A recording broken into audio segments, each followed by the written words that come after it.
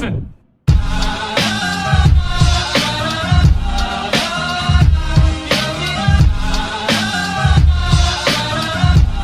What is up, ladies and gentlemen? Welcome to another exciting episode of Hollywood Uncensored. It is May 16th, and it is still, unfortunately, 2020.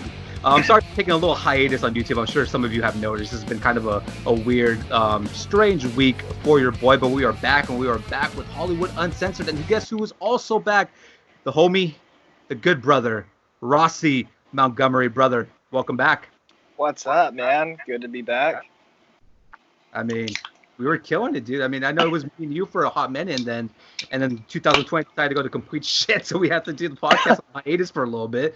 I mean, I held the part down for a little while, but now you're back. Did. Yeah. You know, it's always interesting. It's either work or life or a fucking virus just decides to tell us we can't do things.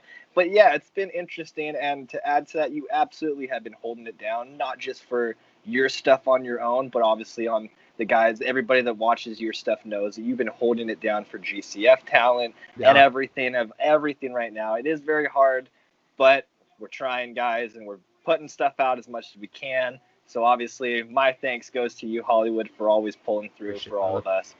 And obviously thank you for allowing me to come back and I guess just ramble and talk like you and I kind of do best, I think. Yeah. You know? I think that makes it very specific. I don't really have a direction for this episode. I mean, there really hasn't been much going on whatsoever, especially in movie world and movie news. Every movie right now seems to be on a permanent hiatus. We don't even know when we're allowed to even go to the theaters at this point. So it's like, I don't really expect to watch any movie that's supposed to come out. All these movies are being pushed back. So this might be an episode where we ramble about literally anything. So I just want to make that very clear. This is going to be a very, random. It's going to be a random episode. I don't even know where to begin or how to start it. Depending on some movies, not to cut you off, we will have to put in like the bio or something.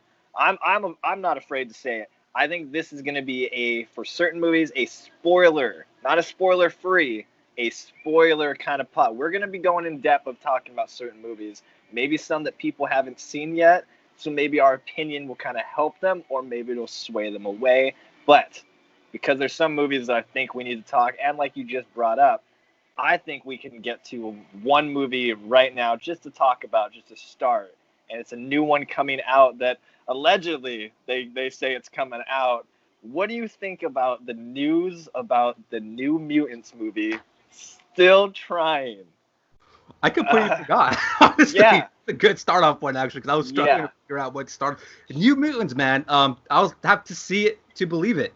You know, how many times have they said that movie was going to come out, and then they say it's not happening? I can't believe they haven't just released it, like, on any streaming app anywhere, Amazon Prime, VOD, I mean, they just released the new Scooby-Doo movie for streaming services. I don't understand why, especially Disney, like, they should have zero attachment with the New Mutants. It wasn't in their property when it was created. Fox didn't even really want to release it when they were still Fox without Mickey Mouse taking over it. Now that Mickey has full control, I don't know why they're just like, hey, just release it on Netflix. Call Netflix. Let's make a quick deal for whatever millions of dollars and let them stream it for free, like The Irishman or something, or any other streaming service. I do not believe it will come out, because as shitty as it sounds, and trust me, nobody misses the movie theaters like I do. I miss walking through those aisles. I miss the smell. I know that's a weird thing to say, but I just do. I miss this popcorn smell and the way it feels to sit on your seat and hear that little "let's go to the lobby." Miss that shit, my boy. I have a hard time believing that we will be in the theaters in August or at any point this year. Maybe October at best, but I just have a hard time believing that by August we will be sitting in a theater watching New Mutants. I don't see it happening. No, I agree. It's kind of just the same thing with hearing about any places opening these days, where I'm like, I mean, I'll believe it when I see it, and then I'll believe it longer if the stores and businesses stay open. Any place can open right now. It's the staying open that I don't think people are understanding. But to stay with the topic, yeah, I don't think the movie theater is going to be open by then, so I agree with you on that. And even so, no, I don't think anybody really gives a shit anymore, because They pushed it back so many times. They said there's so many different reshoots. And now I don't know if you read, the latest that I saw was the version that may or may not see theaters in August is the one that had no reshoots, no cuts. This is the original version that they set out to put out, and apparently that's what they're going to be releasing. So now my question is, did they reshoot things? Did they cut? Is this going to be another fucking Snyder cut version of one? Are we going to hear about that for years? Like, and again, it's people that don't already care about the newer X-Men movies that they had made definitely aren't going to care about New Mutants. Yeah. No one that, other than you knowing, Wolverine, Cyclops, X-Men, stuff like that, if you're not a deep cut fan of those characters and of these characters, you're not going to care about this movie. And that's kind of plain and simple. And I think everybody likes to argue that fact or be like, no, it's absolutely the case. No one is going to care about these characters. And I now, with everything that the movie has gotten hit with, I just don't think it already wasn't going to be a big enough movie. No. So the minute you start pushing it back and then throwing any negative reaction and reception to it, it only makes the movie worse. It has momentum. Yeah. And so many people, and I'm one of the few people that, I will not say it was a good movie, but I am one of the few people that will say X-Men Apocalypse did not piss me off nearly as much as everyone else. I will tell you right now, they have fucked over the character Angel for probably the second or third time. So that pisses me off. But other than that, there were parts of the movie that I thought were okay. Sure, there were parts that I thought were fucking terrible. That's any movie. That's any comic book movie these days. Yeah. But New Mutants, aside from all the other Marvel movies, like you said, all the ones that now have no ties to Disney and no ties to anything like that, I think they're just wasting their time now. They're not going to get any money, regardless if the theaters are open, but especially as of right now, they're definitely not going to get any money. And I don't think they're thinking that anyway, because they've already lost or not made anything back. I don't know. Might release it. They might release it even with the theaters closed and just give it to the ones that are open, the ones in Georgia and Florida. Like Georgia and Florida watch it in theaters. Whoever doesn't watch it, they don't watch it. But maybe we could easily or quickly then put it on streaming apps at some point at the end. I had interest in it when they said it was just a full horror movie. That I was like, okay, this sounds like a cool concept. And then from what I had heard, Fox was like, oh no, this doesn't fit the demographic of like X-Men comic book movies. Go change the complete thing. Add the comic booky third act where the girl ends up being the superhero of all superheroes. And that's when I was like, oh god, because from what I heard originally, he just wanted a full-on horror movie inside of a mental institution, kind of like, which Nightmare on Elm Street was it when they were just stuck in the Dream Warriors. Yeah, from what I heard, it was very like inspired about that movie. It kind of had that same concept as well. A whole group of teenagers battling a villain that, again, but like you said, did it have Dawkins' theme song in it? Was it going to have Dream Warriors? Because if so, they fucked up. They needed to make that movie yesterday, and I would have gone broke seeing it. But I think I remember hearing similar, like that they were taking either actual influence or that it was just being kind of similar, like looked at similar from that story. And if that was the case, I think that would have worked. But the funny thing is that you bring that up, that they say it was going to be a horror movie or very based on that. People shit on it, kind of. Like, not too many people ran with it. Yet when they announced that Doctor Strange and the whole sequel, whatever, was going to be very horror based, everyone loved it. Yeah. So you kind of see the dynamic of, no, we don't care about these characters anymore. But as soon as Doctor Strange and people show up with the Avengers, that's when it's. And a side note, that kind of makes me upset because growing up and still to today, I am more of an X-Men fan, end all be all, as opposed to Avengers or. Oh, easily. I think we grew up with X-Men more than Avengers. Yes. I was never like clamoring, as much as Iron Man is a badass character, I was never like clamoring for the Iron Man and Captain America. I was more Cyclops, Wolverine, Professor Xavier, Gambit. I was always a huge, way bigger Gambit fan than ever Iron Man, at least growing up. Okay, now those movies came out and Disney did a great job with it. I'll give them credit for that. And yeah, Fox dropped the ball very easily. I don't know how they ruined it after the first two X-Men movies, which were fantastically done. But at the same time, like I didn't care about the Avengers all that much. Now I do, just because of that's what we're used to. You know, it kind of took over the movie genre. And but like you brought up Doctor Strange, but Doctor Strange is kind of going through the same issues because they lost a director originally because he did want to make a full-on horror movie. He's the same one. God, I forget what horror movie he made. I know he worked on a kind of a biggish horror movie at one point. So that's why a lot of people were excited, because he did have success with the genre already. But apparently, from what people were saying, is that Kevin Feige, whatever the hell he says his last name, I can never say it right. He was not down with a full-on horror movie. Even when they announced it at Comic-Con, he was like, the director was like, this is going to be a full-on horror movie. And Kevin like jumps in. He's like, well, it's still going to have the MCU comedy and all that. And you can kind of already see the fickle mindsets already between the two of them. Yeah, and then months later, he drops out, and now Sam Raimi, as insane as this world is now going to direct Doctor Strange 2. But I love Raimi, don't get me wrong, and he's great at horror too. You know, I mean, fucking Evil Dead. So you can give him credit for that shit. And if he puts Bruce Campbell in it, So I was gonna say, I'm like, Sam Raimi is great until you watch Drag Me to Hell, and then you're like, oh shit, Sam, like. But the same thing, yes. As a fan of Raimi already, I was absolutely interested when I saw that he got attached to it, but not because of the same reason that a lot of other people are. A lot of other people in our generation, or even older and some younger, were excited because they hear Sam Raimi, they think, oh, that means we're getting Toby back. No, we're not. Like, and maybe I'll be the buzzkill. And if it ever happened, I would be like, oh, I guess I was wrong. And I would watch it and hang out and have a good time.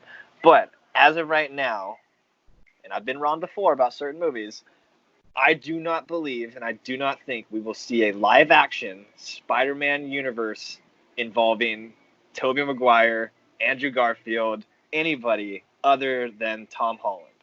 If they do, Miles Morales down the line, sure, I could see that. I do not, and again, I will change my tune if it happened. I just do not see them actually contacting and going through and getting and it's just a matter of, one, do you really think Tobey Maguire would jump to that? And if he would, cool, good for him. But I'm like, I just have a feeling he likes acting that much anymore. I think he's he hated the amount of attention he got when he was Spider-Man. Like, he got into so much, he hated not the character or the role, but like the amount of press that he got. Like, there's a bunch of videos on YouTube of him literally fighting with paparazzi, like trying to run them over with his car and screaming at them like a maniac.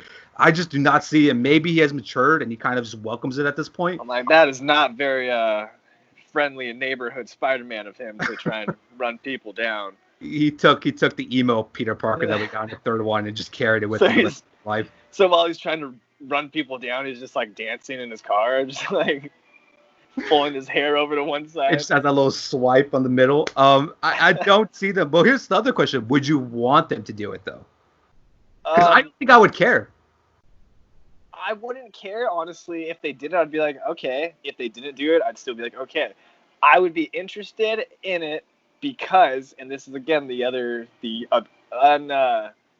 unfavorable opinion that I have, I would be down to see them do something like that because of Andrew Garfield. I was an Andrew Garfield Spider-Man fan. I absolutely enjoyed both. Not just the first one, both Amazing Spider-Man movies. I really just enjoyed the theme, the version of it, and I'm still bummed to this day that we didn't get to see what they could have done. I'm not saying Tom Holland is bad at all, not even remotely. I enjoy him, and I have enjoyed the new Spider-Man movies with him. At the time, though, when he did get casted, I was like, all right, I'm fucking over it. Because at that point, it was, how many James Bond do we really have to have in our lifetime? How many Batmen do we really have to have in our lifetime? Thinking that we now have had a third live-action version of Spider-Man, it did upset me. Because to a certain point, I was just like, come on now. We've had...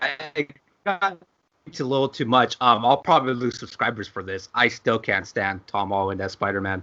I hate the Spider-Man movies on the real, and people know this. I've said this before, and I'll probably lose subs for this. I hate the two new Spider-Man movies.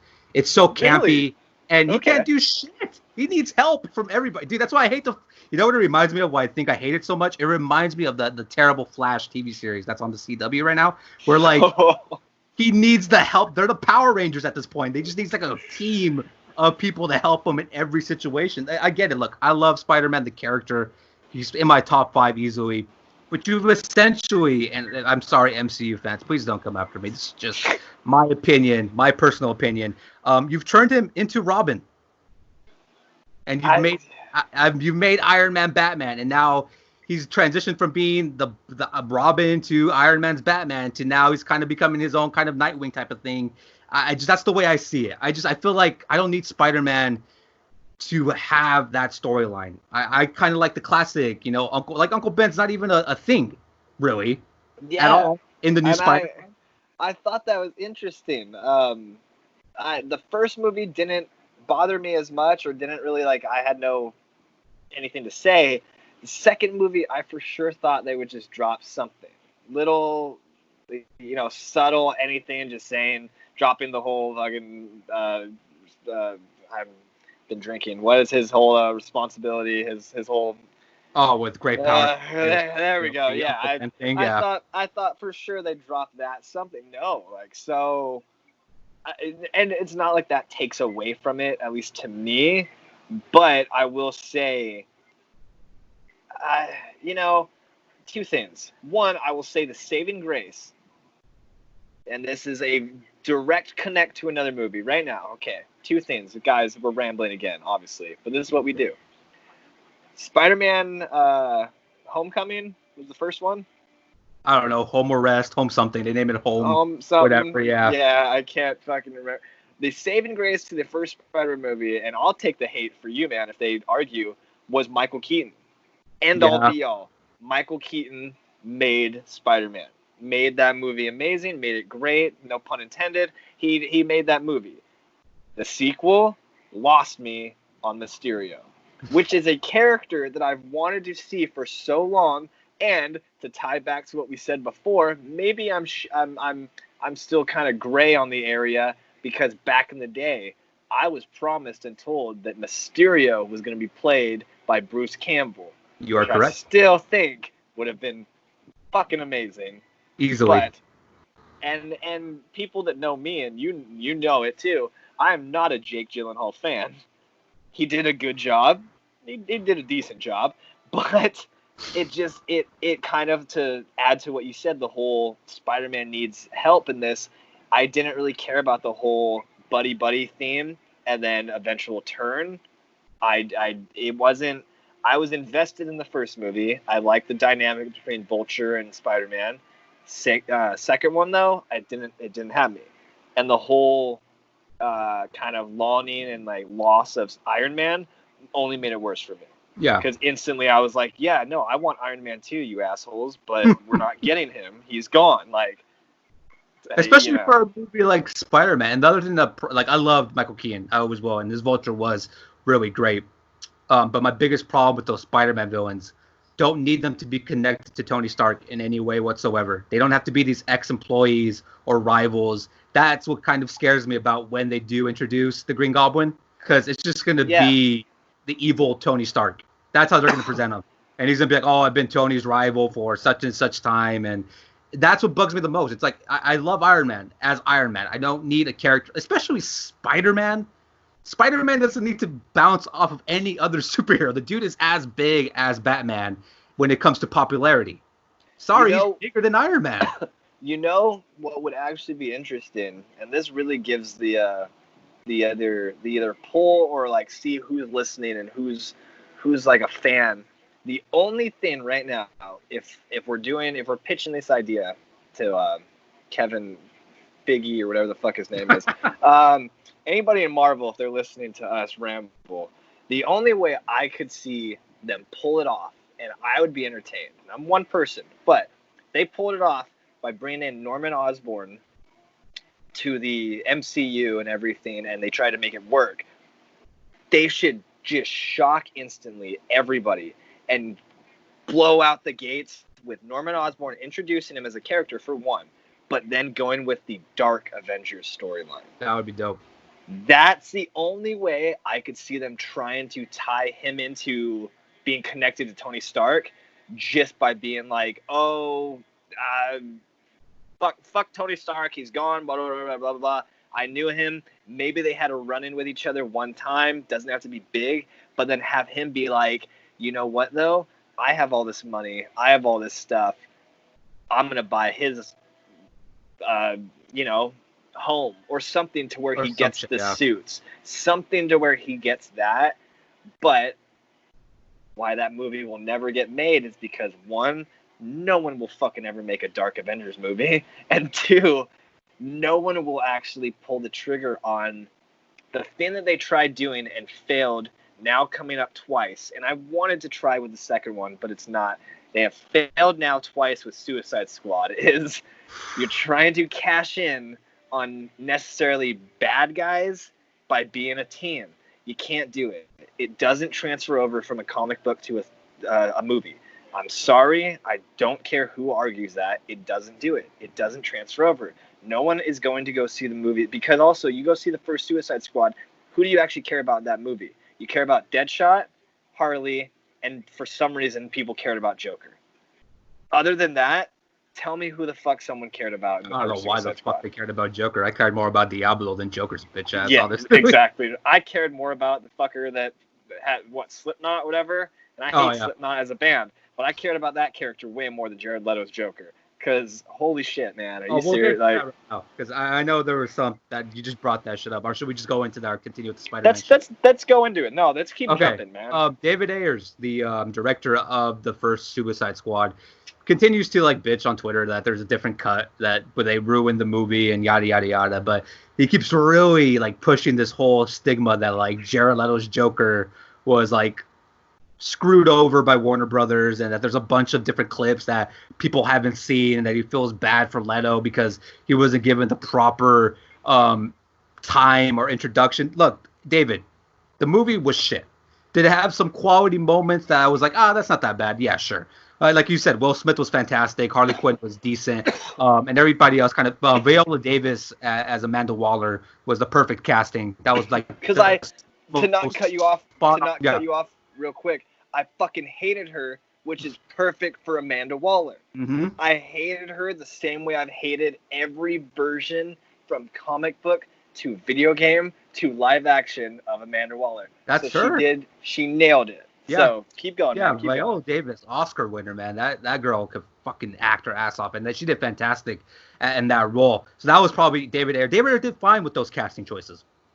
But the thing with Leto's Joker, really, honestly, I don't even really hate the way he acted, because it was the way he was told to act pretty much. But I kind of blame David Ayer for this one specific reason. You chose to make him look that way.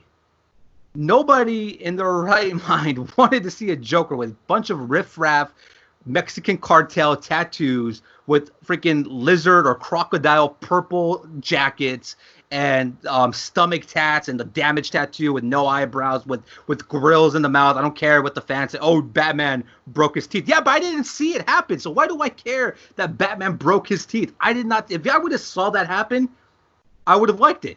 But you don't see it. This is what you get from the get-go. They're like, oh, this is already an established Joker. So you're telling me an established Joker turned more into a bitch as the movie progressed or as his story progressed? Number two, sorry, Joker doesn't love Harley Quinn like that. He just doesn't. It's an abusive relationship. What he wants is control of Harley Quinn. Him being infatuated and in love with her and he has to save her, he would never care. He would wait for her to come back. Unless there was some other person trying to take her from him, then he would care. But in that situation, he's not going to be this lovey-dovey romantic Joker that David Ayer tried to present to us at the whole part of the movie. It's just the way you presented to him, the way you wrote for him. At the end of the day, I'm not a Jared Leto fan, but I kind of put more blame on the execution, the writing, and the directing of that Joker movie in total. That's just my take on it. Okay, so kind of to end that part is, at the end of the day, if you had to choose, you think that it's more director telling than actor acting. Yeah, because situation. I've seen Leto in an Oscar-winning movie. You know, I've seen him act. Like, it's not. Is he great? No, I'm not a fan of Leto. I'm not trying to defend him. You know, I'm not gonna sit on this damn podcast and be like, yeah, Jared Leto's not. He has moments where I'm like, that's cringe. Like, break me down. There's moments like him sending like the sex toys to like the cast and be like, I'm in character. Okay. I'm like, that's okay. Just because you brought it, I was going to say. So, okay, I stand by your opinion on it. I was going to say though, whether it's at the end of the day, maybe it is the director being like, do this, do that, more so than even the actor being like, hey, I had this idea, whatever the case may be. Do you think, though, all that method acting, do you think that was just Jared? Or do you think that was Ayers telling him anything? Like, because that's where I start to flip a bit. Like, I believe everything that you're saying, and I could see it being very director telling you to do this, do that. But when it comes to the method acting, when it comes to the sending dead rats, all this shit, that's where I start to be like, if that is fully the actor, you're fucking weird. I don't care how method you think, you're a fucking weirdo, and that's not normal. And I feel you. My thing with why I kind of put the blame on Ayers is because he already had concept art of the Joker before it was even casted. Yeah, he had Jared in mind from day one, so he kind of drew that art with the inspiration of, oh, maybe I can get Jared Leto to play the role. And number two, this guy David Ayers has also directed a kind of a gangster Mexican cartel movie before, so he's had those kind of inspirations to take from and add to. I think it just played perfectly with how Leto is. It was like the perfect establishment. It was like they worked so well together that's why he pretty much sold Leto on doing the role.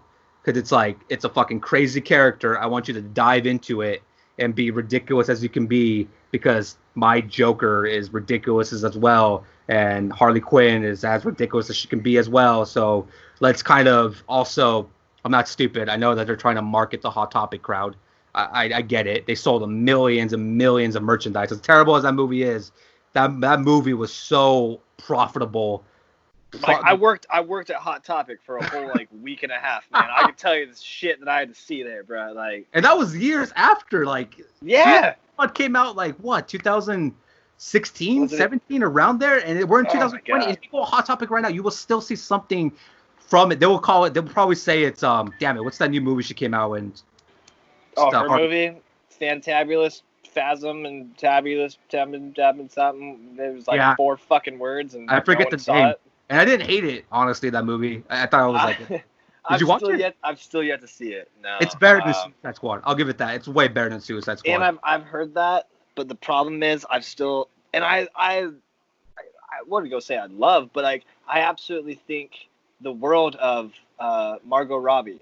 I think she's a phenomenal actress, but this one I just had zero interest. And then now seeing, all right, so the only scene, and I only saw it the other night on, I think Instagram or something, was, and I have no context of the scene, but it was her sandwich, her breakfast sandwich, being dropped into the floor. Yeah. And her freaking out. And that alone made me not want to watch the movie. Because I was like, I have no idea what's going on. But just the fact that they made it as dramatic and to be funny, I get it. But the fact that they went that route, I was just like, you took what I enjoyed of the character from a terrible movie like Suicide Squad, and now you really just ran it to the ground. They commercialized it. Yes, because to me, if you wanted to really cash in and do it justice, if you're going to do a Harley Quinn movie or any type of Gotham Sirens, whatever, you should have done it right. You should have had it just be her, Poison Ivy, and Catwoman. And do whatever tale you want. They don't have to be all friends. Well, you have them even fight each other. That was the original plan. Oh, okay, and David Ayers was going to direct that too. Shit. That was they had this whole idea that because again, Suicide Squad did do really fucking good money wise, so they had this whole plan of David Ayers doing Gotham City Sirens with Poison Ivy and Catwoman, but that just fell apart. Warner Brothers just got sour because Ayers kept talking shit, so he bitched himself out of the job, which I'm like, dude, I would have kept my mouth shut and just told Warner Brothers, give me whatever you want. I know I made a shit Suicide Squad movie, but I made you guys money. Give me another chance. Let's work on it. But it's funny that that new Harley Quinn movie, I can't believe I forget the name, but they did a better job. Long, man. I know. They did a better job. Birds of Prey. There we go. Birds of Prey. Finally fucking hit me right now. That's a quick version of it, but yeah. The rest of it, it's like the fucking Venom movie. We'll get into that right now. But the Birds of Prey did a better job with Joker than Suicide Squad did. Because of the whole concept of that movie. Okay, so I was gonna ask this, not to cut you off. The there's a scene that they do like a callback to like her and Joker together, right? That scene though, I believe I read true, is not Jared Leto. It's not. They had a new actor, but you just see him from like the back. Yeah. You don't see his face. I thought it was like a shot at Suicide Squad and Ayers because it's a scene of her and this new Joker who's dressed like animated Batman Joker, by the way, like full on, dude. The suit and everything, and the hair looks fucking great colored green, like the comic book and shit. And they're giving a guy a tattoo on the face. Okay. And I'm like, fuck yes, because it's kind of like, I did Joker better. You know what I mean? We don't need your terrible but they do kind of tease Leto. I don't know. There's like pictures of like that she drew of Joker, and she kind of wrote in the damaged on his forehead and shit. Okay. But they never really show anything other than that one scene. But the whole point of the movie is like they break up. Yeah, I gotta turn on this TV real quick. Okay, brother. So the whole point, I hear it in my people are gonna watch and people are gonna watch me like, the fuck, it's Tommy Boy. People are gonna be like, that's all it is, guys. It's just Chris Farley. Anyway, no. Fucking Otis. No, I'm sorry, I'm not going. If you want to see wrestling podcast, follow Gold Coast Federation every Wednesday night for Missing the Mark. Yes. We'll catch you guys with that soon. Yeah. But back to the Birds of Prey thing. They show Joker a little bit, but it's just the whole point of the movie is they break up. Like he doesn't want to be with her anymore. So she's like on the rebound, and it's kind of funny because he doesn't want her anymore. That's fucking Joker. And now everybody in Gotham wants to kill her because now she doesn't have the Joker's protection. So I like that idea of like all of Gotham being like, now we can get rid of Harley Quinn. And that's where you get Ewan McGregor, who like that's the only reason I would tell you to watch that movie. Because Ewan McGregor's Black Mask, and for whatever reason, I fucking love Black Mask, the character, ever since Arkham Origins. That dude is the shit, man. And Ewan McGregor killed it, dude. Like, that was some great-ass acting by Ewan McGregor. Well, I don't want to cut you off, to us keep talking, and like we already said, everybody knows, we're drinking, we're hanging out. I'm going to step out real quick so I can grab a couple drinks real quick. Hollywood, keep talking about this. But when I get back real quick, you just brought up yet again. We talked about, real quick, Michael Keaton was, to me, the saving grace of Spider-Man. Ewan McGregor kind of seems like the saving grace to this movie for you. Easily. I'm going to bring up another character when I get back and then transfer over with these three. Keep kind of telling them, honestly, because you were someone that did see this, the Harley Quinn movie, and did sell it to me.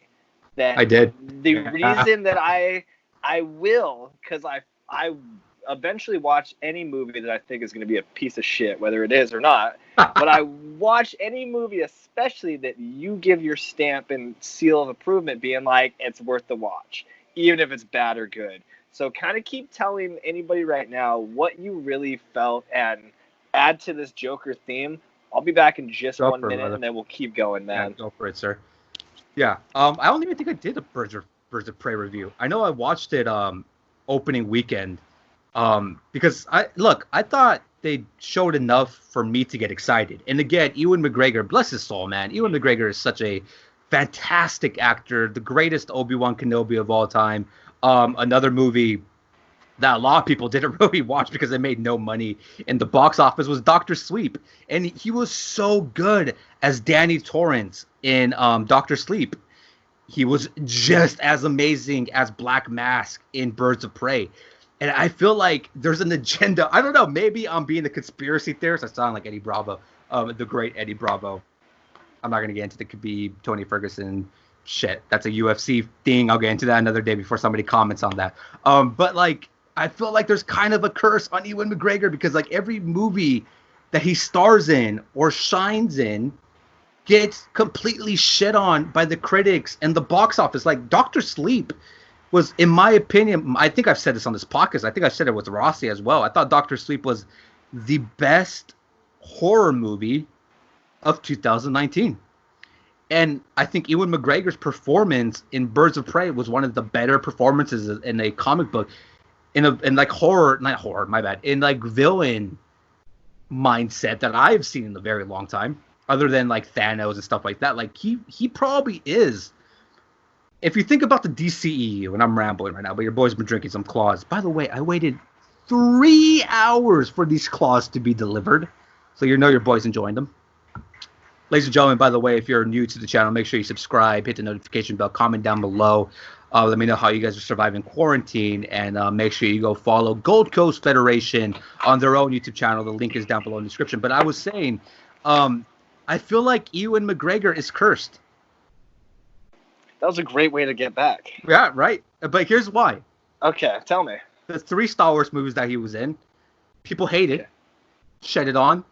Did they hate all of them? Well, they hate the first 2. They love Episode 3. Episode 3 is shit. I hated the first, probably 2. Fucking snooze fest. I will never defend. The third one is the most underrated Star Wars movie of all time, but that's different.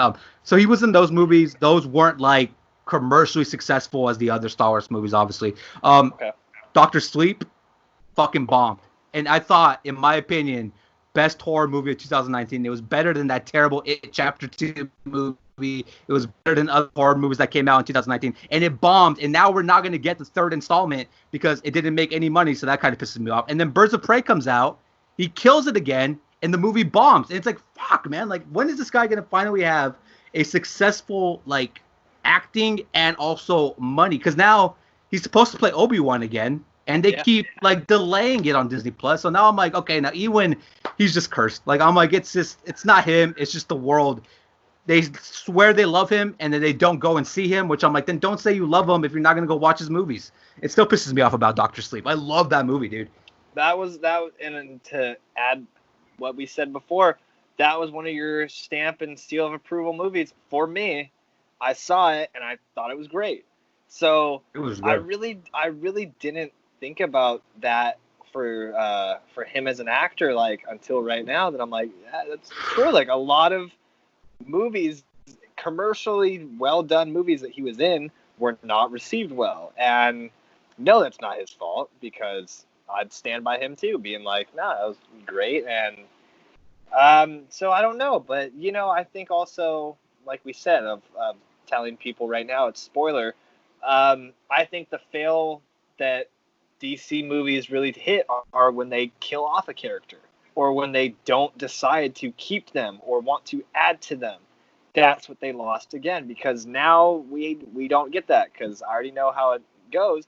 We don't get to have Ewan McGregor come back as Black Mask. We don't get to see him do more. And that hurt me so much, dude, when it happened. The only reason why I kind of enjoyed a little bit now is because Kevin Smith liked it.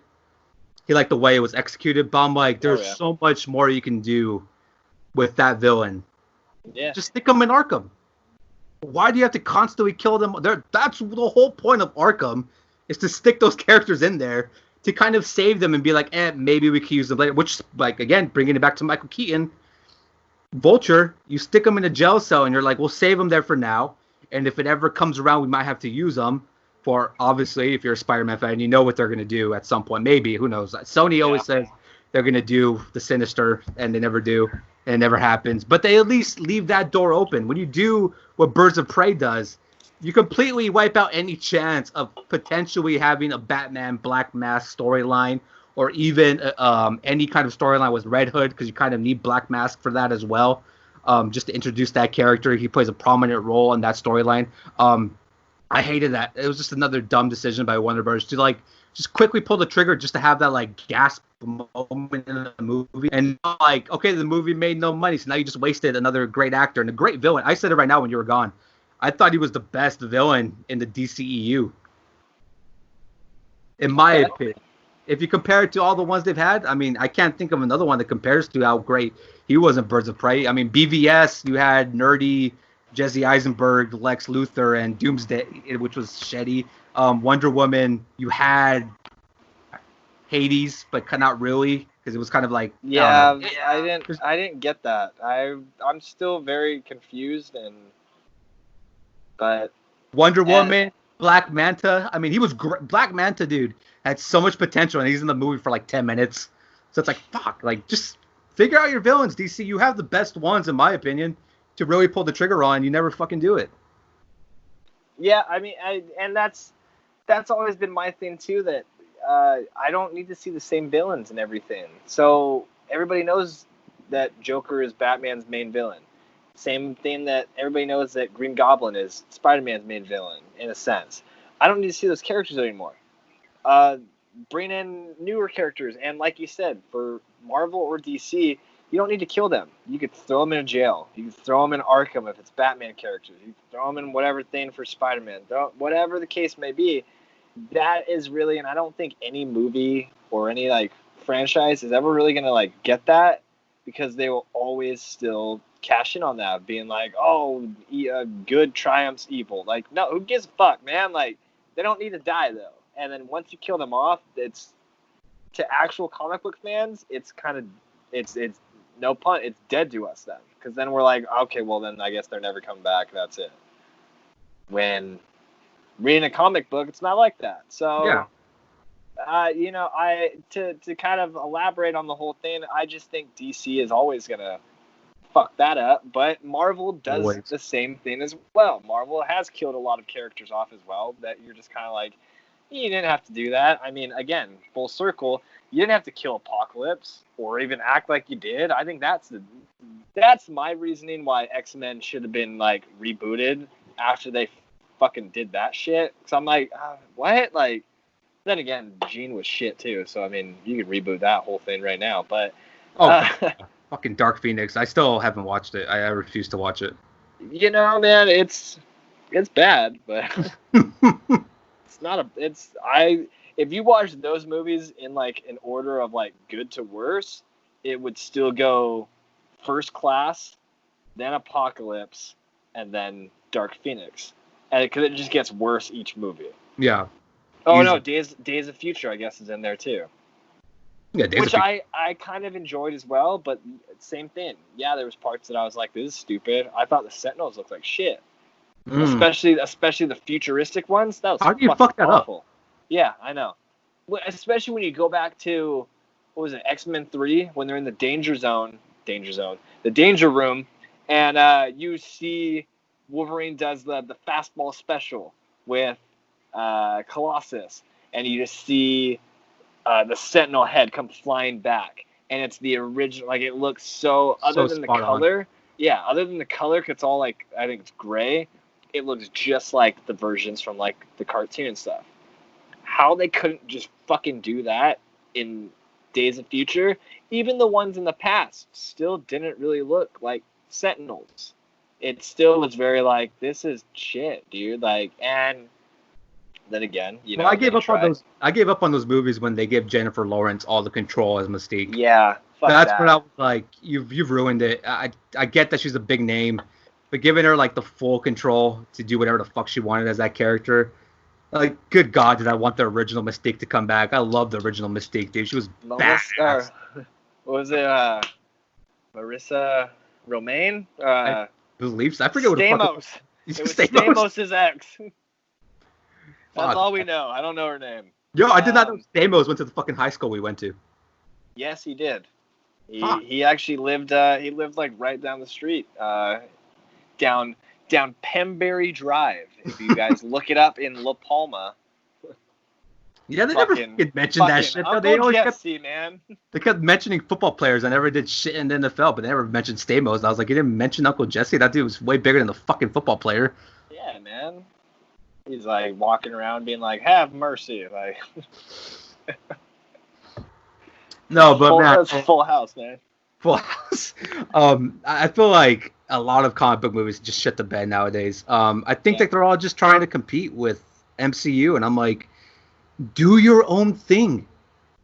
And I think like DC had a chance with BVS to do their own fucking thing, and then they panicked because they're like, oh no, can't do it. Fucking Rotten Tomatoes gave us a -5. Guess we got to change everything. And now we're down to Recut. yeah, recut, and then we have to hear about Justice League and Zack Snyder and shit, and like, I am okay. We'll elaborate, and again, like we don't know how long we'll ramble on today, but I'm so fucking tired of hearing about the Snyder Cut, and I don't honestly think that anybody else is as tired of it as I am, but I really hope there are, because it's not only that I don't believe there's actually a cut. And I know many people will be like, no, they're absolutely no, I don't think there is. I think Aquaman is a fucking liar. I think anybody that says they saw it is bullshitting. They, as of right now, to me, I think they saw scenes and pictures that were originally shot and were like, that was the original version. Could it have been better? Absolutely. yeah. But does that mean there is a full movie, filmed, shot, done, cut, everything, ready to fucking watch on DVD and Blu-ray tomorrow? No. Because if there was, they would fucking be out on any torrent site or anything. Someone would find it. And even so, even if it was and even if it is released, as of right now, I have no interest in it just because of how much, not just hype, but almost promise is behind it of being like, this was the movie, this would have been better, this would have done. I don't think it would have. Because if it would have, that would have been the movie. And yeah. I know a lot of people throw a lot of hate on fucking Whedon for this one. I don't think it was his fault. I think he cut a movie and shot a movie that was out of his realm and out of his comfort zone. But is that his fault? No. We go back to the Suicide Squad thing. Wasn't maybe necessarily Jared Leto's fault? No. Maybe it was the director's fault. So it's a lot of opinions.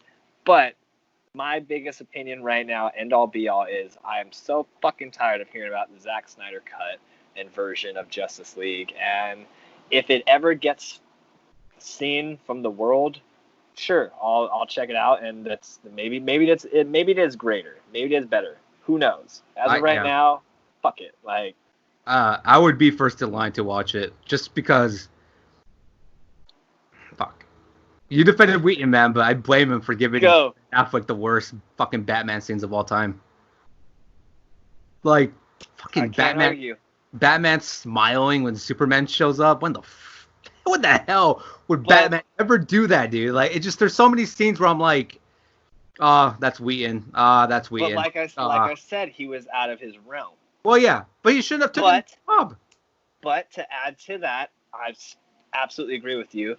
Batman should not have been like that. But this is why I take the big hit. Why I think Justice League prevailed as a movie was they gave me the campy, jokey, fucking nerd Superman that he always was. When Superman comes back in whatever fucking, like the third act, pretty much, before the movie is basically done.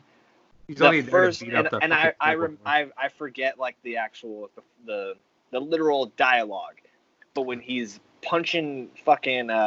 It's when Steppenwolf has that line where he's like, nothing could save you now, not even justice, and then Clark shows up as Superman, he's leaving justice, and then boom. Which is like, that's Superman. At the end of the day, it's Superman.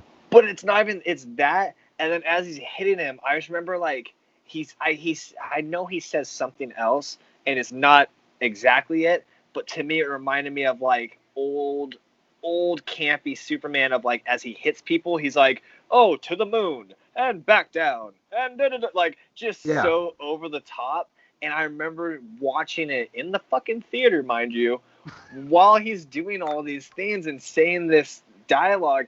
To me, that sold it for me. The same way that watching Batman versus Superman and seeing Affleck as Batman just take down fuckers and fight them and do all this stuff, but apparently to other people that was too fucking aggressive. That is what sold it for me. On certain movies, all it takes is a certain scene or a certain way they say a line, and I'm like, that's it. And now I'm sad that once again, and it just pains me that we will now have to wait to see another Superman recast because they couldn't figure it out. I don't know how they're going to do that, though, because that dude was quintessentially probably the closest we'll ever get to a full-on perfect Superman from both sides of the coin. Because, like, he obviously showed he could do the campy stuff, and then he showed he could do the dark stuff as well. So it's like, that's fucking Superman. And a lot of people are like, that's too dark. It's like, yeah, but who cares? If you want to watch the lighter version of Superman, then watch the 80s version and be happy with that. I just don't think the character needs to stay out on one specific dial tone. I did like that. My biggest thing, though, and I'm just full on DC right now, but like when you kill Superman, just from what I've read, especially when it's Doomsday, he comes back with the black suit and he comes back with the beard. He could have been that and campy. And the mullet. Shout out to Nicolas Cage. We all seen the pictures of him in that suit. Something that could have been magical that was taken from us. Another movie that I would have gone fucking bankrupt just seeing over and over and over again if they would have made that. Bro, he was going to bring back Michael Keaton as Batman. I still want to, and we're going to keep jumping. I still want them, and I really, really hope they do. I want them to make that script and that movie into an animated movie and bring back all the original cast. I want fucking Nick Cage as Superman. Do you remember who they wanted as Brainiac? Because I do. I don't remember. Maybe because I'm too closeted. Christopher fucking Walken. Yes, dude. Fuck. Can you imagine? Well, he was live action or animated. Christopher Walken as the main villain, as Brainiac, going toe-to-toe with Nicolas Cage's Superman. They would just have to change the Lex Luthor. Yeah, I don't know who the fuck they... You know what? And we got to it earlier, and I will... Shit, man. Okay. I don't want you to lose followers. I don't want that. And I don't want people to come at me wrong. But... we talked about it earlier. 2 characters that saved their movie, end all be all. Michael Keaton as the Vulture, Ewan McGregor as Black Mask. Mm. The third of that trinity for me, and I know you're gonna say, I know you knew it. It's my opinion, nobody else's opinion. The opinion of Rossi Montgomery is not opinion of any other GCF, Hollywood, anybody. I believe the saving grace to that piece of shit Superman Returns movie was and still is Kevin Spacey's Lex Luthor. Now I know. We all know the same way we know what the fucking coronavirus is doing. I'm not standing by what he may or may not have done as a horrible person. That is all done. The people that alleged said that he did those things, man. And if he, all the alleged to the ones that are proven to the ones anything, I'm not standing by or nothing. I am saying one time, DC did it fucking right by whatever reason choosing out of this piss poor fucking casting to get Kevin Spacey in that role. That was a role that he was born for. That was a role he nailed. Brandon Routh as Superman, not so much, but still not his fault. Like, thank you, dude. I fucking do. The people that are standing for Brandon Routh to be Superman again, no thank you. I'm sorry. No. Yeah, he looked good in the suit in the CW series, but like I don't want to see him as Superman again. That's a suit. Like I don't care to see him. But yeah, Kevin Spacey, man, fuck, great actor. Yes, but that's stand by it. Fucking idiot. Like I don't care about his sexuality, but the shit that he may or may not have done, like man, I just, baby. Have you seen Baby Driver? Yes. Fucking love that movie. He was so good in it. Yeah, he was so good. Like that dude is the perfect villain for any movie. I will stand by this one right now, because once we're gonna do a podcast soon where we just run our scripts, like where we just tell the world our casting and movie. But to add to that right now, like you said, Kevin Spacey can, and I back that up. I stand by it. Everybody that's listening, fuck you. I stand by Hollywood. Kevin Spacey is a great, great villain. Just like, you know who else is a 100% phenomenal villain? John fucking Travolta. Travolta can act his way out of a villain role like nobody's business, if you ask this guy. And it's a shame that we don't get to see. Yeah, it's a shame that we don't get to see Travolta doing more things like he did in The Punisher. Yeah, he was a saving grace of that movie. That was, well, hold on. I mean, Kevin Nash as the Russian, like. Oh yeah, fuck, I forget. Wasn't he wearing like a fucking like blind up red like tank top or some shit like that? It was a red and white striped. Yeah. Was it a tank top or was it just like a muscle tee? It was something, but it was like striped. It was striped. It was red and white. We're gonna have to go watch this. Anybody that listens to this after, tell us before we. I think it was striped, but yes, Travolta, Kevin Nash, and Thomas Jane. Great, and fucking the original Mystique was in that movie. Yeah, the fucking movie was stacked. So there you go. See, obviously, Stamos' ex was in it. It had the stamp of approval. Why don't we have this more? And that's the other thing. We don't get enough great actors playing villains anymore. Whether it's comic book movies or just in general. We don't get that. We don't get that Willem Dafoe as a villain anymore. We don't get that we don't Jack get Nicholson. we don't get that Denzel as a fucking villain role. And these are all actors that should be playing villains in everything, let alone possibly one day, fingers crossed, a comic book villain. Dude, the Denzel thing, everybody keeps like dreamcasting him as Magneto. And I'm like, that nothing to do with Magneto. Like, I don't care what race he is at this point. Like, a lot of people are like, oh, he has to be from the Holocaust. I'm like, I really don't care. But my whole thing with, like, it's not about Denzel playing Magneto. Denzel, listen to me, he would be the perfect Green Goblin. Dude, him running Oscorp, fuck, man. That would instantly, like, I start thinking of, like, Denzel dialogue. As that's freaking Oscorp. Dude, that would be great. As Green Goblin on the damn collider and shit. You could have a scene with him and Samuel L. Jackson. Dude, I would pay everything to watch that shit. Because everybody always with Green Goblins are always like Matthew McConaughey, which I'm like, okay, but I'm like, it's going to be so corny. It's going to be like Jake Gyllenhaal all over again. You know what I mean? They're going to have like those quirky, like they're bad, but you can't really buy into them being truly bad. McConaughey would just come off drunk for no reason. Like the drunk billionaire. And maybe it could work, but like for no apparent reason, he would just be like, I just don't like Spider-Man. You're just like, why? Or if he was older and Marvel had the balls to do it and they have the money, I would be down to see Leo. As Norman? Yeah. As Osborn? Yeah, because I would be outside the fucking box. That dude, I don't know why I'm bringing this up, because I want to go to what the movie you brought up last night. I watched The Great Gatsby last night, which was kind of like a random movie I decided to watch. And whoever directed it, you kind of suck, because goddamn, so many. Look, I hate movies that like they're doing one scene and they have like 30 different cuts of the person's face. Like you get the side shot, the front shot, the far shot, the zoomed in shot, and they're just saying a sentence, and it's like that annoys me. And then Jay-Z in the Roaring 20s, I love Hove, but come on. It just annoyed me. Like, they're in the Roaring 20s driving those, like, old school cars. Anyways, the one thing I took from that movie, man, and this may be controversial, but I'm going to say it anyways. This is my hot take. Maybe it's not. I think Leonardo DiCaprio is the greatest actor I've ever seen in my life. I have him number one. Like, I have never seen another actor that, like, completely, blows me away other than Leo.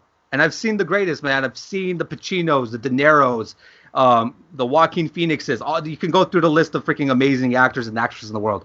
There's only one that every time in the movie I see him in, any movie, even if he's a side character like in Django Unchained, when he's on the screen, it's like, holy shit, this is the Michael Jordan of Hollywood. Like, this dude, every character he is, Gangs of New York, The Departed, fucking, I can go down the list, man, of the movies this guy's been in.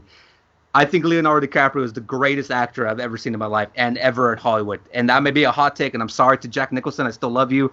De Niro, I still love you. Pacino, I still love you, but I'll never forgive you for being in that terrible Adam Sandler movie. But at the end of the day, I think Leo may be the greatest actor I've ever seen. That's the only thing I took away from that terrible fucking Gatsby movie. But Leo, I love that kid, man. That dude is unbelievable. You know what? And to me, is he the greatest? I don't know. I'm not going to argue that. Is he fucking phenomenal? Absolutely.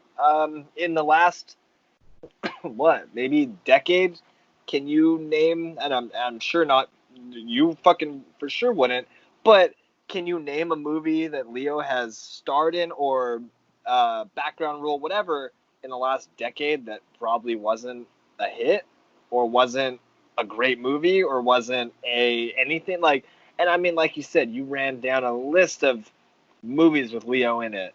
I could throw some more. Catch Me If You Can. The year you throw Departed. Departed is one of my all-time favorites. The Aviator. Yeah. All these movies that he's been in. If we had to talk about it, if I had to throw my hat into it, I don't think I can argue that, let alone say there's necessarily an argument to say that he isn't. You know what I mean? The guy deserves a lot more. And I've always thought, and again, it's the comic book fan in us as children and to us being adults today. I've always seen certain actors and thought, who could they play as a Marvel character or as a DC character? The same way that I'll say right now, I think Hollywood is fucking up by not casting John Hamm as fucking Two-Face. Yeah. Boom. Once I saw The Town, let him be the corrupt cop that he wasn't in that movie. But he was a dick. Twist him. Yeah. Like twist it. And I'm like, there we go. Because everybody else is like, no, John Hamm is Batman. No, John Hamm is a villain. I never bought into that. Yeah, same thing that we just jumped by. Baby Driver. John Hamm is a villain. You know what I mean? So give me that, like, rogues gallery of Batman, of him as Two-Face, but just make him locked up in Arkham. The whole movie. Two-Face doesn't do a fucking thing except tell his stories or be just menacing. And it's John Hamm as Two-Face locked behind bars. I would watch that and believe it. You know what I mean? Yeah. Leo is someone else that I used to think, and I remember hearing about it, and I can't remember which one it was, but correct me if I'm wrong, there was a rumor a while back that Leo was up for the Riddler role. No, he was up for Robin. Really? Yeah, if Tim Burton was allowed to do the third, was it Burton or was it? No, okay, no, it wasn't Burton. Okay, my bad. No. So when they made the Val Kilmer Batman, that he went for the Robin role and he lost it to fucking O'Donnell. But I'm like, O'Donnell? That's how you know that franchise was going to shit when Leonardo DiCaprio went in for the Robin role, and you're like, nah, I'm gonna go with O'Donnell. I mean, what year was? I mean, thank God that they did, just because good for Leo for not getting fucked with that. But yeah, like, talk about like what year was that, if we can remember? And I can't. It's Batman Forever, right? With Val Kilmer? Batman Forever was the first one with O'Connell in it, yeah. And that's the one. That's the one that you're really just like, oh no, yeah, like, oh, that's Robin. His parents 95. are dead. 95, okay. Yeah. So you're like, Robin and his parents are dead, and it's all sad. But Batman and Bruce Wayne, whatever, he's gonna adopt him. He's like a 30-year-old fucking dude. Like, I don't think you could just adopt a man. Like, I don't even care. Can he just survive on his own? Regardless, and even probably more so if you are Val Kilmer, you're not allowed to just adopt a 30-year-old fucking boy. Like, yeah, and he was just like, no. And well, freaking, I think Burton has idea was to have one of the Wayne brothers as Robin. Yeah, if he would have allowed to do the third one, the villain, I believe was supposed to be Scarecrow. and they were gonna go that route. It's funny though that you bring up the Rogues Gallery and Two-Face though, because I don't know it's spoilers, but it's just shit that I've been told because I'm like balls deep now into the new Batman movie. Which, by the way, just really quickly, that's a kind of side off. Pattinson was fucking around when he said that he wasn't working out. Obviously, the guy is gonna put in. Like, that's how Pattinson is. I feel bad for the guy because now he has to answer a bunch of new Twilight questions because they're coming out with another damn book for that stupid ass series. So now. Oh yeah. Yeah. I saw and it's his character's POV, so now he's probably gonna have to go back to do that bullshit. But he was kind of making a joke about how he wasn't working out. He's working out. It'll be fine. But the point is that you bring up Two-Face. I would not be surprised if that's the end game there in that series. Of like trying to cash in on like him as like a villain or yeah, I think maybe for the sequel because the first one is very based on Long Halloween, and from what I was told, Jonah Hill, who was originally in discussions to be in the movie, wanted to be Two-Face, and they were like, and they were like, no way. What about the Penguin? And he was like, no, I don't want to be. Why can't you get fat again, Jonah? And he was like, no. And then he came back and he was like, what about Riddler? And they're like, we already got a Riddler, which is some guy nobody really knows about, but he's in some badass movie. I forget the name. But you know what? Not even that. I will always remember him as Klitzy from The Girl Next Door. Fuck, man. Oh, There Will Be Blood. That's the movie he's in. There Will Be Blood, which is a badass fucking movie. So the guy was is that what he's in? Dude, if you see that one, you're like, shit, he could be Riddler. But Jonah was like, okay, I'm not. He's like, I guess his whole thing was like, I'm not being Penguin. That was like his biggest thing. But they're like, it's either fucking Penguin or get the hell out of here, Jonah. And Jonah was like, fine, screw you guys. And then they ended up casting fucking skinny ass Colin Farrell as Penguin. Yeah. So I'm like, what the fuck? I'm like, so it didn't matter who he was. It could have made Jonah. Dude, it could have made. What was the guy who always worked with Commissioner Gordon, but he was like corrupt? Oh, Bullock. Fucking wouldn't Jonah be badass as Bullock? Yeah, I mean he can probably pull that one off. Like he can't, and maybe that's mean of me, but Jonah Hill cannot be a villain, let alone, but not a main villain of like Batman characters. So yeah, like if he was gonna score a role in any Batman franchise or any movie, yeah, he's lucky to get Harvey Bullock or any cop or fucking he's lucky to get Penguin. Yeah, oh yeah, absolutely. It's like, dude, like if they're giving you Penguin, just take it. The fact that he was like, it's either Two-Face or Riddler or I'm out. And then like Warner Brothers was like, fine, get Colin Farrell, which I'm okay with that a little bit because I'm like, we'll see. Colin Farrell's been in the comic book movie Daredevil, so it's like maybe he'll pull this one off. Maybe this is his redemption story, just like Batman was for Ben Affleck. As long as he's not Irish or doing like an Irish voice, because I don't even know if Bullseye was Irish. He was just. I don't think so either. I just see one with it, but I think they're doing what they did in Gotham. You know, like the skinnier fucking Penguin that they kind of pulled off on the Gotham series. But they're doing Rogues Gallery. We got Firefly on that shit. We got Catwoman. We got Penguin. We got Riddler.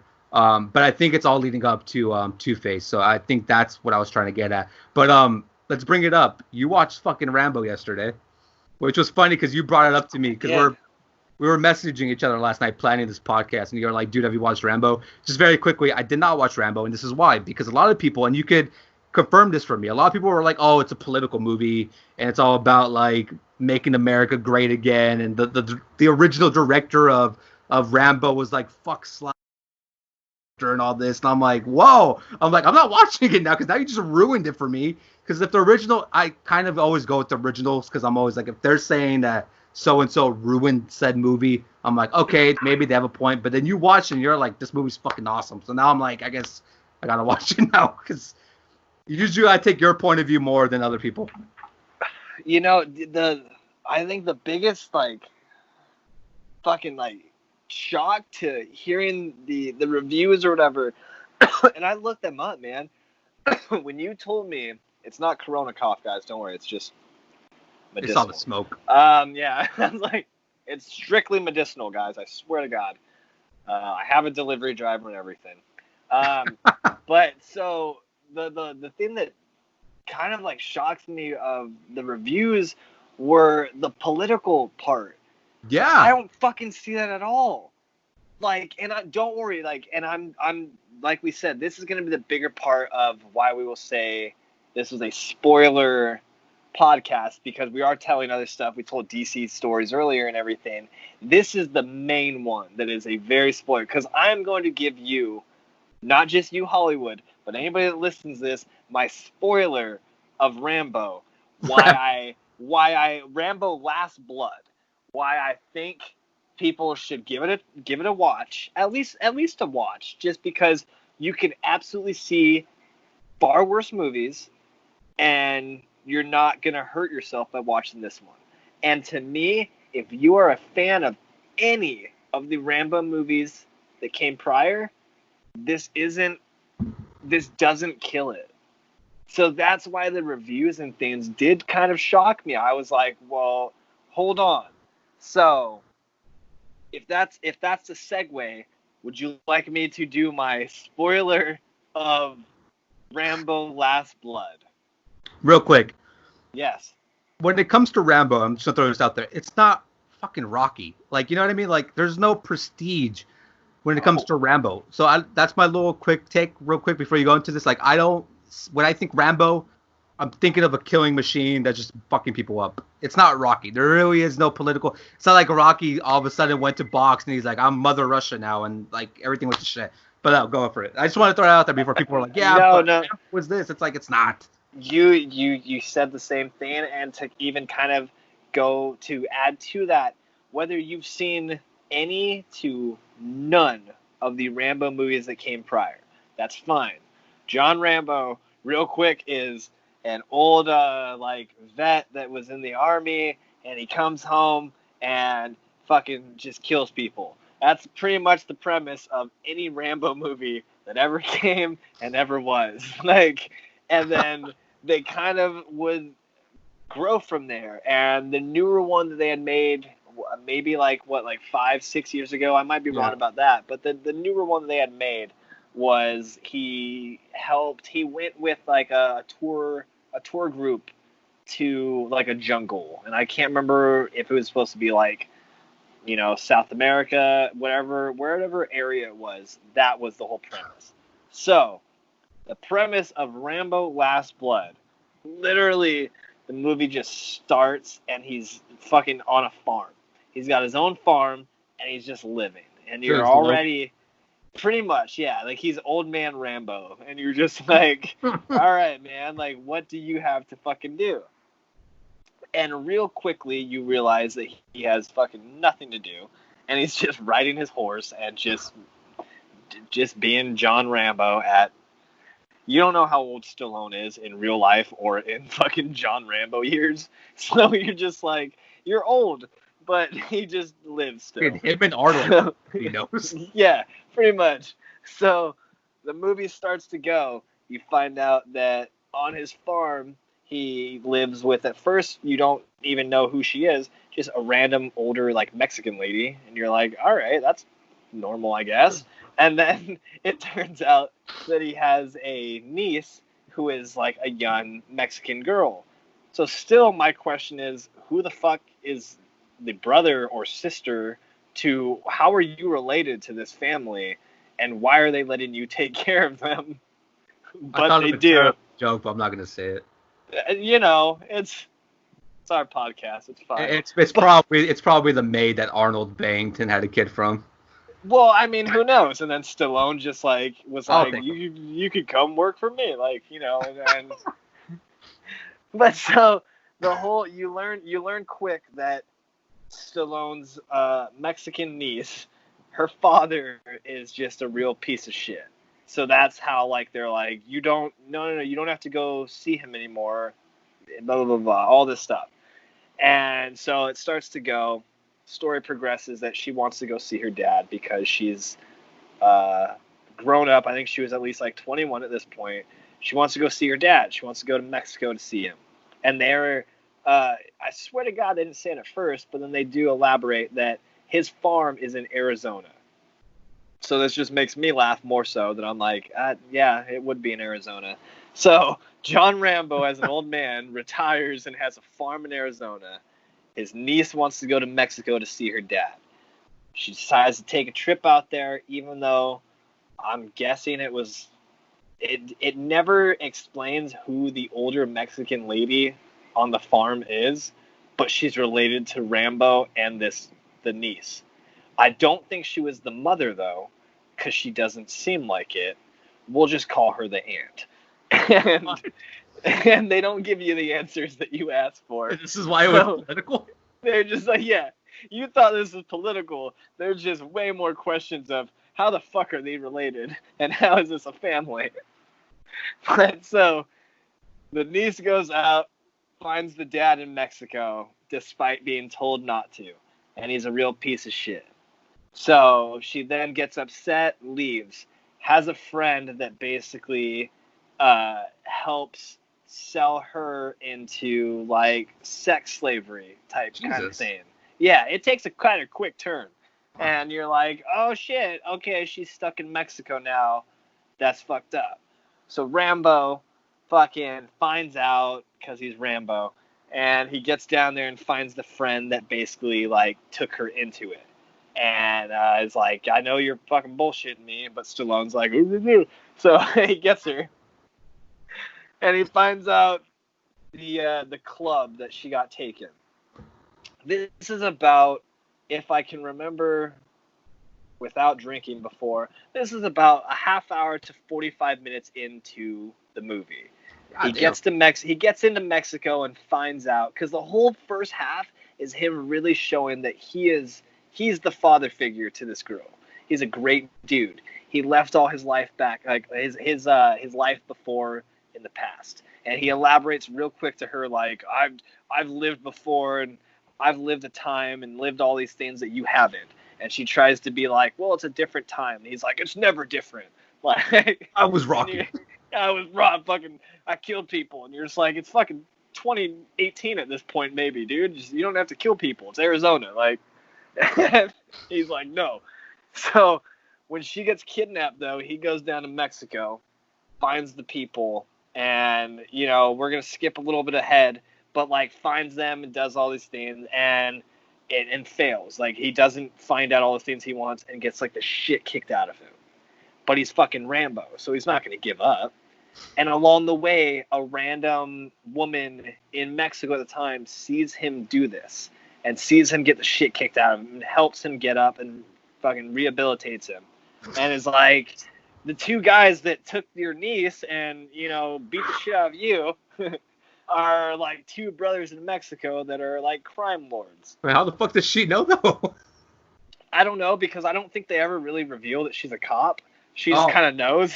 Okay. It's like Jessica Alba in the Machete movies. You're just kind of like, you're what? Like, what's going on? And yeah, but Jessica Alba, so you're like, eh. So you're like, I don't care. So Rambo gets all healthy, kind of.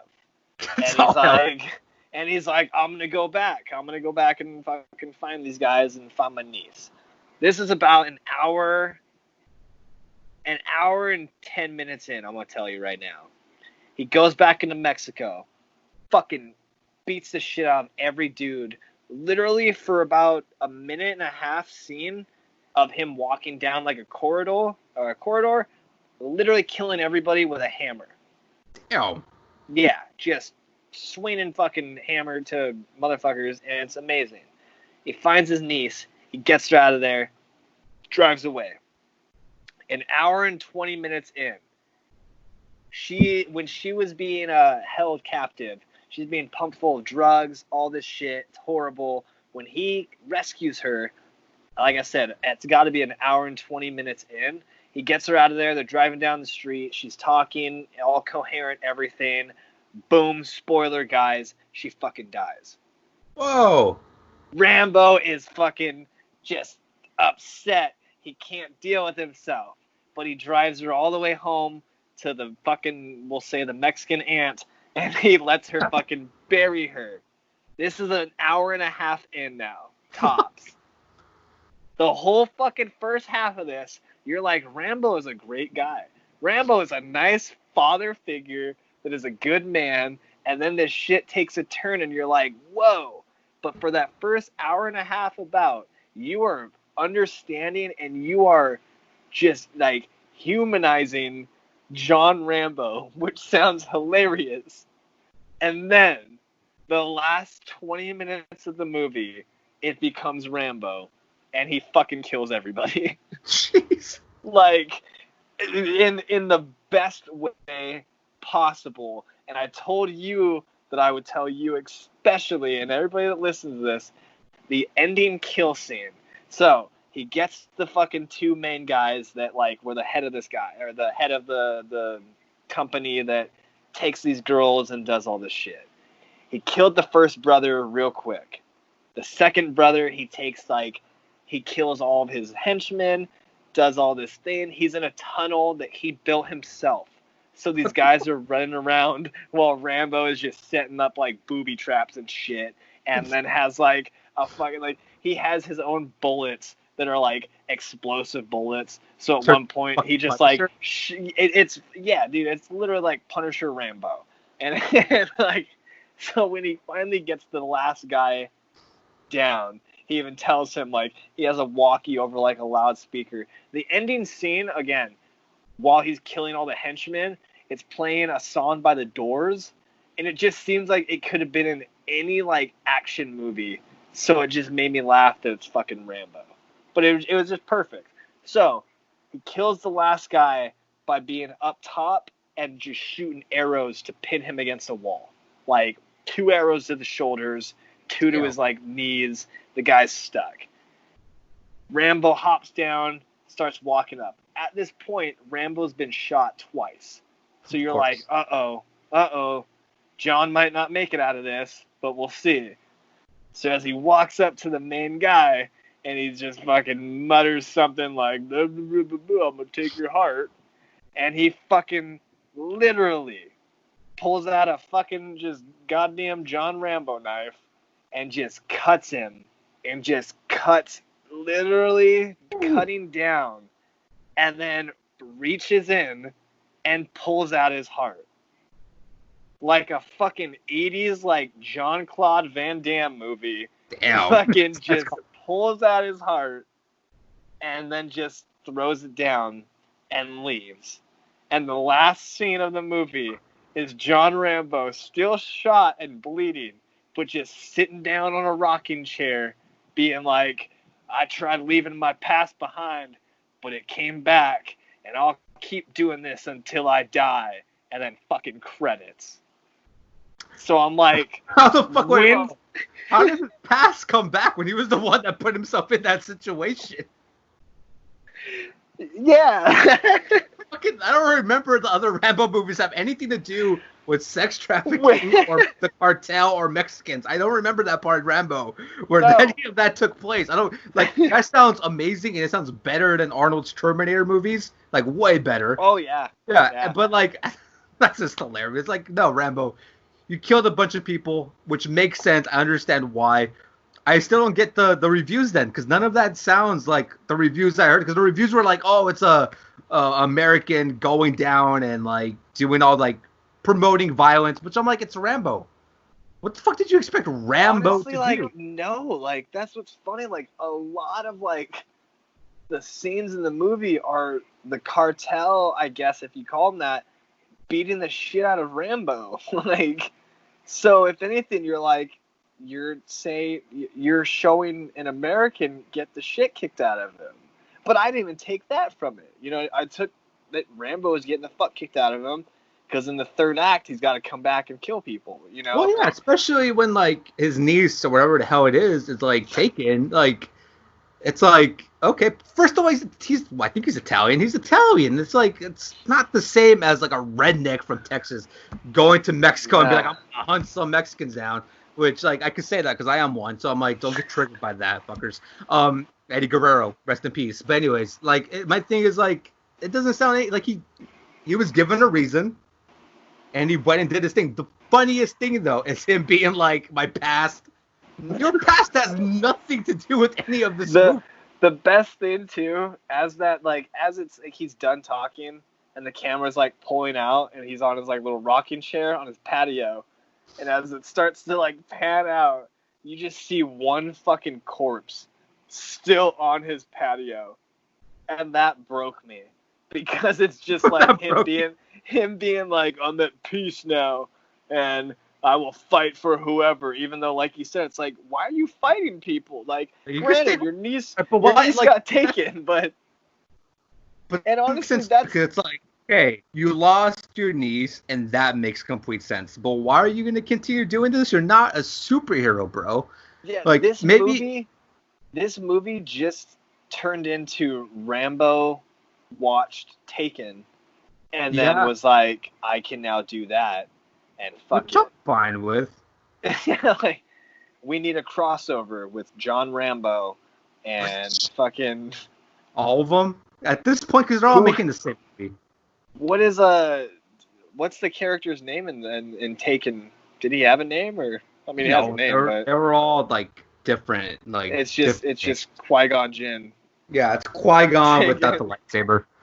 It's Qui-Gon without the lightsaber and without the beard. This is Qui-Gon in his afterlife. He's human now. Now he has to save. The other day I was gonna watch AEW Dynamite, and it's TNT, so they put the worst movies on, and like he's saving like a terrorist attack on a plane. I'm like, why? I'm like, what the hell is that? That was a Taken movie, or that was? No, I don't know what it was. He was like, he looked like Taken guy, and like I don't know what it was. It just like literally I went on TNT on my laptop, and I'm like, it's AEW Dynamite night. I'm like, let's watch this.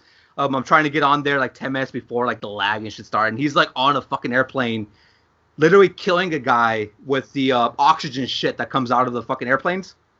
Dude has a knife. He somehow like wraps him. Yeah, he somehow like wraps him with it and like chokes him out, and I'm like, wait, what? And then it ends.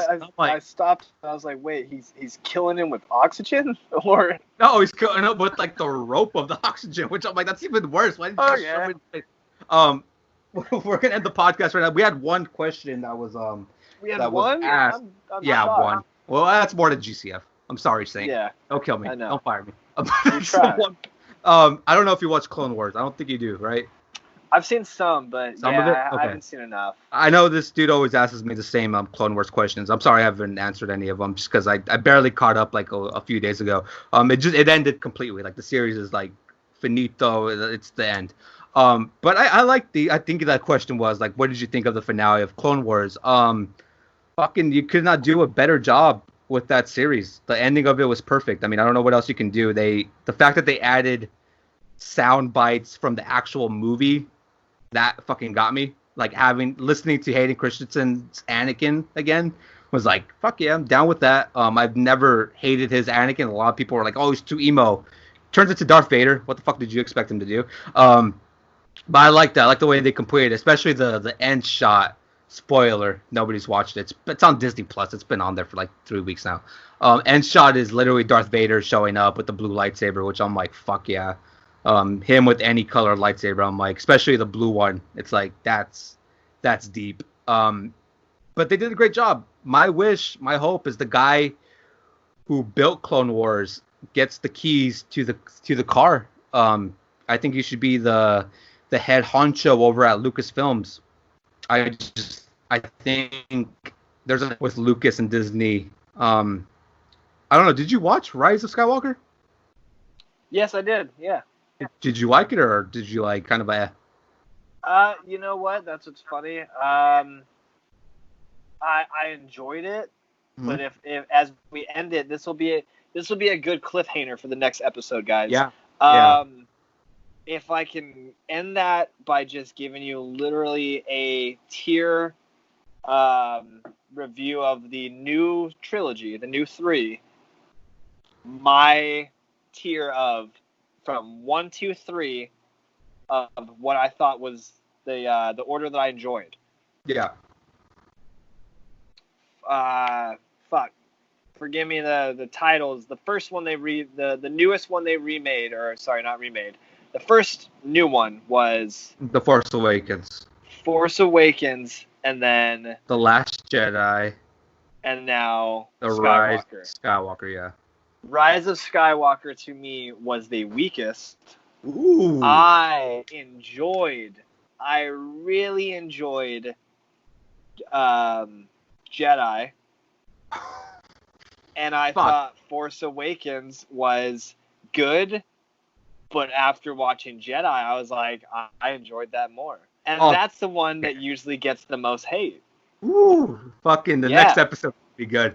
Yes, exactly. That's going to be good. Because me and you don't disagree on a lot of things. I think the only thing we ever disagreed about was Age of Ultron. That was like our only disagreement ever between me and him when it comes to movies. So next episode, man, you guys want Star Wars, we're going to get into it. And I think that's going to be episode 18, which is kind of funny. We'll get it. Yeah, so next episode, we will be talking about Star Wars, which is going to be fun because I kind of try to stay away from that shit. And I'll tell you guys why, because it's just fucking Star Wars is so toxic, man. But I'll get into that in the next episode. There's a reason why I try to just not get into that world for a reason. But I'm going to get into it because you know what? Rossi's here. He's back on the show. Finally, we got him back. Not a pandemic could not stop us. I know that we've told you guys that we're going to do this on a kind of weekly basis. But I think now that we're kind of figuring things out. Again, like I've said this many times also on GCF, that this is new technology for us. So it's like this is not something we're used to doing. We're used to like hanging out and recording this shit. So this is all a new world for us. Fucking shout out to Chris D'Elia because his rendition of New World was fantastic. Go check out Chris D'Elia. That dude's the greatest. But anyways, guys, if you like this video, make sure you slap that thumb. Make sure you subscribe. Join the Hollywood Click. Make sure you hit that notification bell. That way you know when we upload. Also, as always, every Wednesday night on Gold Coast Federation's YouTube channel, we always do a Missing the Mark podcast. Sometimes Rossi makes an appearance. Sometimes his champion, Chris Cadillac, makes an appearance. You two nearing the 1-year title reign very, very quickly. But for wrestling stuff, and you guys love wrestling stuff, I would advise you, go subscribe to Gold Coast Federation because that's mostly where you'll find more wrestling things. But Rossi, do you have anything to plug? Honestly, right now, not much.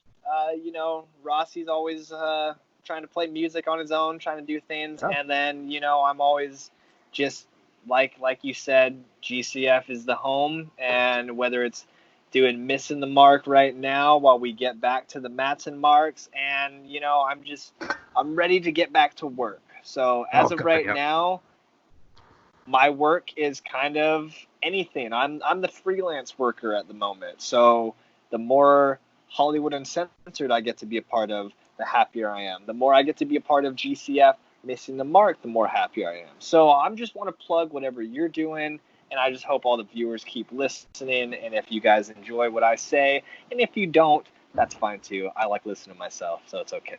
But either way, man, I'm just happy to be here, and I hope that we can continue doing this. And now we know a lot more topics and a lot more things to talk about. And you and I can never get tired of hearing each other talk. Fucking hell, dude.